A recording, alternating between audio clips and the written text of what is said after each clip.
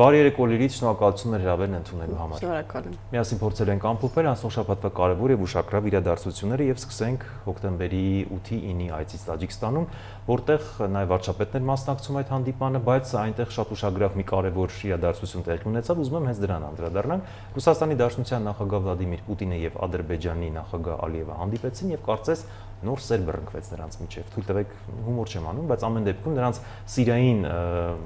իրավիճակները կարծես նորից ի հայտ են գալիս, հատկապես երբ որ Ռուսաստանի Դաշնության գերտերության ղեկավարը այնպես էր շողոքորթում ու այնպես էր սիրաշահում Ալիևին, կարծես Ալիևն էր գերտերության ղեկավար եւ ամեն ինչ փորձում էր արդարացնել, ասել, որ ինքնաթիռի մասով հատկապես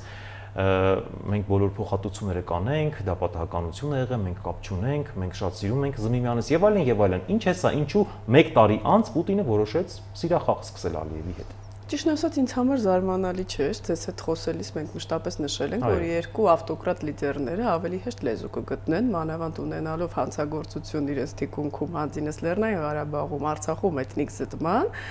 իրենք հաստատ ավելի շատ ընդհանուր շահեր ունեն։ Դրան գումարած նոյեմբերի 9-ի համաձայնագիրը, որը հաստատ Ալիևին ավելի շատ է դուր գալիս, քան օգոստոսի 8-ին է, որովհետև նա շարունակում է Զանգեզուրի միջանցք իր խոսույթը։ Բացի այդ, եթե ամերիկյան կողմը պարտադրում է, որ Հայաստանի տարածքային ամբողջականության սահմաններում լինեն լուծումները, նոյեմբերի 9-ով այդպիսի լուծումներ չկան։ Եվ Ալիևը մշտապես նշում էր, որ ինքը եւ Պուտինը ունեն միևնույն տեսակետը Զանգեզուրի ճակերտավոր միջանցքի վերաբերյալ։ Այսինքն իրենք բնական դաշնակիցներ են այս հարցում։ Այլ խնդիր է, որ երկուսն էլ, քանի որ արևելյան տիպի ղեկավարներ էին, փորձում էին ուժ ցույց տալ միմյանց, բռունցք ցույց տալ։ Ալիևն էլ հասկացրեց, որ չնայած դու գերտերության ղեկավար ես, ես չեմ զիջում քեզ։ Դու ձերբակալում ես, ես էլ եմ ձերբակալում։ Եվ Պուտինը այստեղ պարտվեց ինչ-որ առումով, իմ կարծիքով նա չէր սպասում, որ Ալիևը նմանատիպ քայլերի կդիմի, բացի այդ Ալիևը խորամանկորեն սկսեց արևմուտքի հետ էլ շփվել, եւ Պուտինը հասկացավ, որ այս պահին չունենալով իրական բարեկամներ, գոնե պետք է այն շրջանակներից իր հարաբերությունները չփչացնի, որոնք ռուս-ուկրաինական պատերազմից ի վեր նրան աջակցել են, օրինակ երկրորդային շուկայի առումով, նավթի, գազի ռուսական սանկցիոն արտահանման դեպի Եվրոպա, բացի այդ Պուտինը տեսնում է, որ հայ հասարակությունը այլևս բացասաբար է վերաբերում Ռուսաստանին եւ նոյեմբերի 9-ի համաձայնագիրը այստեղ բացասաբար է ընկալվում։ Տարածաշրջանից դուրս չմնալու համար ամեն ինչ պիտի նա անի, որպեսզի Ալիևին կրկին շահագրգռի Եռակոմ համաձայնագրին վերադառնալու համար։ Դուք շատ ճիշտ բան նշեցիք, թույլ տվեք համաձայնել ձեզ հետ եւ նշել, որ այո, իսկապես նրանք բնական դաշնակիցներ են, որտեղ բոլոր առումներով համընկնում են նրանց շահերը, նրանց ռազմավարությունը, նրանք իրանց քաղաքացիների ժողովրդի հետ վարվելու բոլոր կանոնները կարծես իդենտիֆիկացված եւ նույնականացված են։ Այս ամենով հանդերձ նրանց սիրախաղը, որ ավելի բուրըն, ավելի բռնկվի եւ վերածվի ավելի լուրջ հարաբերությունների, նաեւ քաղաքական առումով, Հայաստանը այստեղ ինչ դիրքավորում պետք է ունենա, արդյոք մեզ դա լավ է թե վատ։ Մենք մշտապես պիտի հաշվի առնենք, որ իրենք ավելի բնական դաշնակիցներ են, քան Ալիևը եւ Արևմուտքը։ Մենք հիշում ենք, որ ԱՄՆ-ում ընդունվեց բանաձև, չէ, Արցախի ժողովրդի վերադարձի վերաբերյալ, հենց օգոստոսի 8-ից հետո։ Պարզ է, որ դա Ալիևին դուրս չի գալիս։ Ալիևը գիտի, որ Արևմուտքը իրեն չի ընկալում որպես ժողովրդավարական երկրի ղեկավար։ Եվ այդ պատճառով նրանք ինչքան էլ միմյանց հետ վիճեն, Արևմուտքի եւ Հայաստանի դեմ իրենք գործում են միասնական։ Ես այստեղ Թուրքիայի ղեկավարին էլ կներառեի։ Հայաստանը պիտի շարունակի խորացնել հարաբերությունները արևմտյան երկրների հետ, շարունակի նշել, որ Տրամպի ուղին է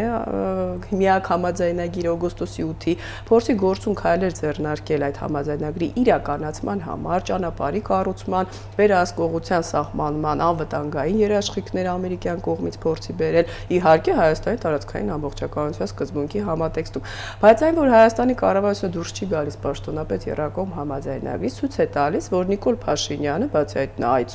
այցեր է կատարում Մոսկվա, հասկանում է, որ դեռ զանգում շնորհավորում։ Այո, պարզ չի միջազգային իրավիճակը, դա չկրկնենք, կախված է ռուս-ուկրաինական ռազմաճակատից, Ռուսաստանի դիրքերից միջազգային ասպարեզում։ Քանի դեռ պարզ չի Տրամպն է իր խոսքին ավելի տեր լինելու, թե Վլադիմիր Պուտինը, այս երկու երկրները փորձելու են մանևրել, բայց պարզ է, որ Հայաստանի բնական շահերը Ռուսաստանի հետ արդեն 2020 թվականից ի վեր չեն համընկնում։ Այսինքն ստացվում է, որ երկուսի Սիրիային հարաբերությունները որևէ լավ ավարտ չեն ունենա մեզ համար։ Միանշանակ պատմությունը ցույց է տվել, որ երբ իրենք կներեք կռվում բարիշում են, այսպես ասենք, դժում է Հայաստանը, եւ այստեղ կան ուժեր, որ ասում են, այ ինչ արեց Հայաստանը այդ ընթացքում, որ Ռուսաստանին իր կողմը անի, այսինքն Հայաստանը ինչ պիտի սպասի, հենց Ալիևը եւ Պուտինը կռվում են, փորձի ինչ-որ մի բան անել, Հայաստանը մանրադրամ չի, Հայաստանի հետ Ռուսաստանի հարաբերությունները պիտի հիմնված լինեն դաշնակցային հիմքի վրա, ոչ թե նրա վրա, այդ բան Պուտինը լավ տրամադրություն ունի Ալիևի հարաբերությունում, թե ոչ։ Ես կարծում եմ, որ այս տեսակետը, որ Հայաստանն է էլի մեղավոր, որ իրենք մտերմացան, դա խորհրդանական ընդդիմությանն է վերաբերում, շատ նույնիսկ հակահայ քարոզչություն է։ Նաև շատ կարևոր 2 օր առաջ տեղեկատվություն, հա, դուրս եկավ, հորդեց, որ Ադրբեջանում ռազմական հեղաշրջում են փորձել իրականացնել ու շատ զավեշտալի չէ, 87-ամյա մի տարեց քաղաքական գործիչ, որը նույնիսկ Ալիևի հոր մոտ է աշխատել, խորհրդական եղել, անվտանգության խորհրդում եղել, նույնիսկ շքանշաններ է ունեցել, այսպիսի պատվո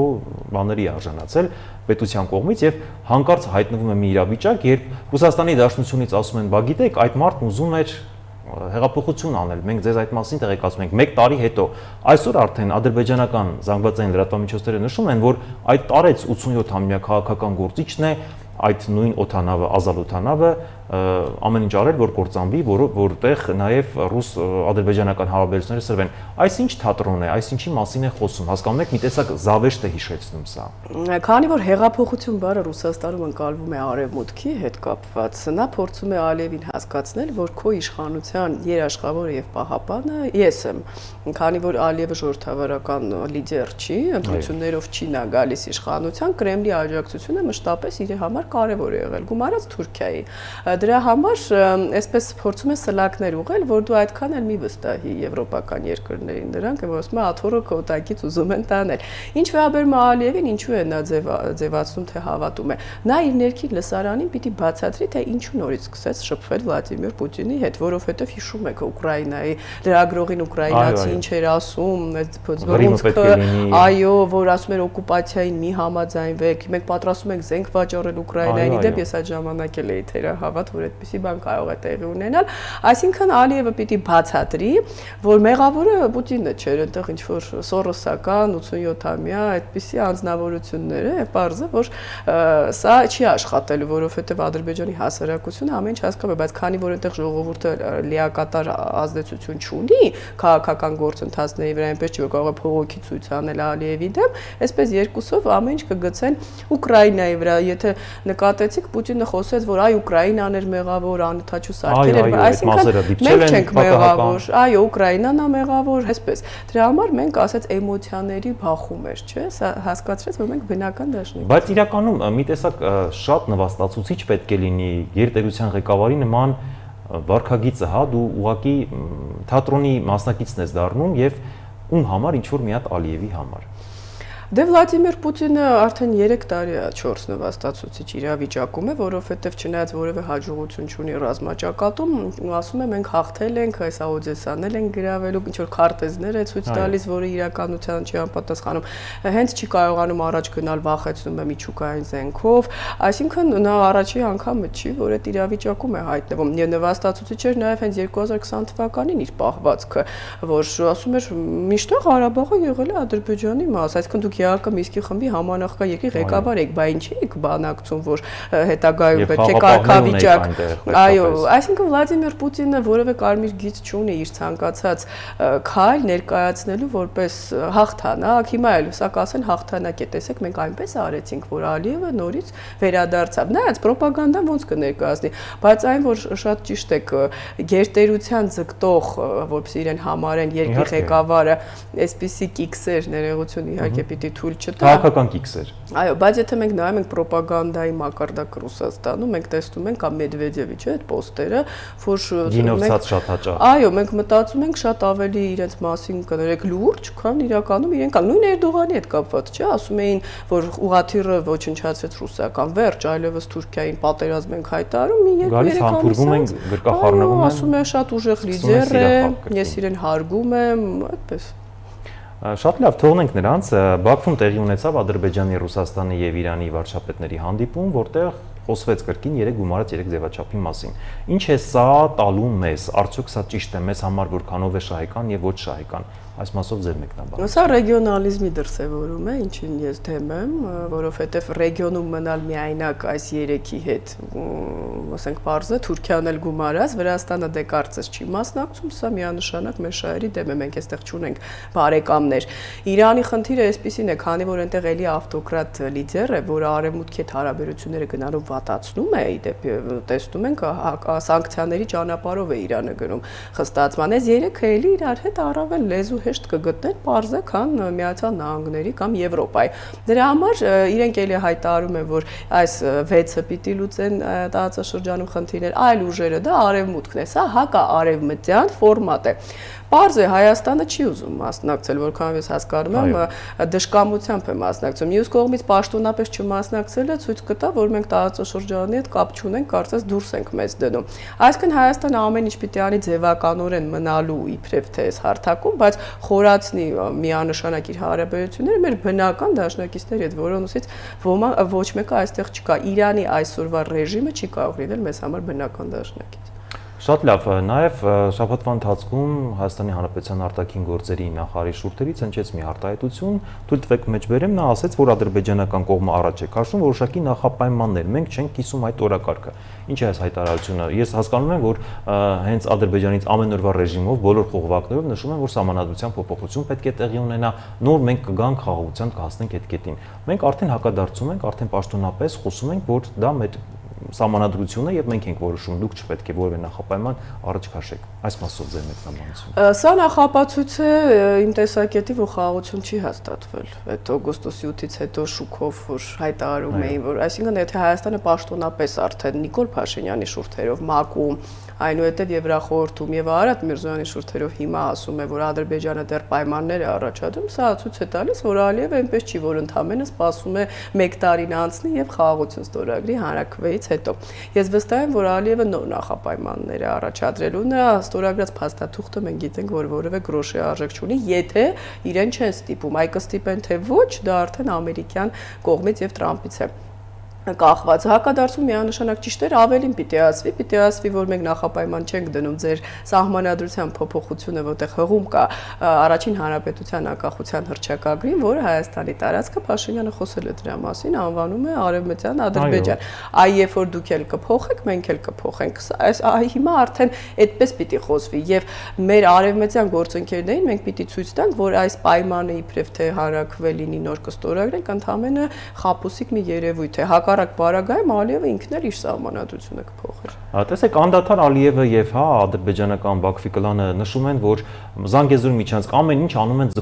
ձգում են եւ դեռ տեսնում ենք, որ ձգվում է, ոչ մի բան էլ դեռ փաստացի ստորագրված չէ։ Այ ինչ կլինի, եթե եւս 2 տարի ձգեն եւ Տրամպ այլևս չլինի նախագահ։ Այդ դեպքում մենք ինչ ենք անելու։ Թույլ տվեք այսպես պատկերացնել Ալիևի եւ Պուտինի զրույցը, էլի վերադառնանք։ Ասում է, այո, ստորագրել եմ Վլադիմիր Վլադիմիրովիչ, բայց դա վերջնական չի, մենք դեռ կտեսնենք։ Այնպես է մենք նոյեմբերի 9-ին ավելի հակված ենք։ Պուտինն էլ ասում է, այո, Տրամպն է դե բան է ասում, պետք չի ասել ոչ, հիմա ամբողջ աշխարհը Տրամպի հետ այդպես է վարվում, չէ՞։ Համասն ասում, չի ասում ոչ, բայց հիմա երկրորդ փուլը չի կատարում, զենքերը չի հանձնում։ Ոչ չեն ասում, բայց դա ոչ է։ Պուտինը այսինքն ստացվում է, մի քիչ հումորային է ստացվում, բայց չեն դեռ ոչը չի։ Այո, դա այսպես ժամանակ ձգել է, նայած, ես չեմ կարող բացառել, որ Տրամպը կլրջանա, նայած Տրամպը կընկղմվի ներքաղաքական խնդիրների մեջ, դա 2 տարուց չէ, այս տարի 2026-ին եկող։ Ես դրա համար եմ ասում, որ Հայաստանի համար ամենակարևոր տարին 26-ն է լինելու, որովհետև եւ խաղաղություն կնքելու տարին է իբրև, եւ Տրամպի լուրջ խնդիրների տարին է Միացյալ Նահանգներում ընտրությունների ժամանակ։ Այսինքն բոլորը սպասում են տեսնեն Տրամպը էլի կհիշի այդ մեմորանդումը, դա մեմորանդում է, դա խաղաղության պայմանագիր չի, թե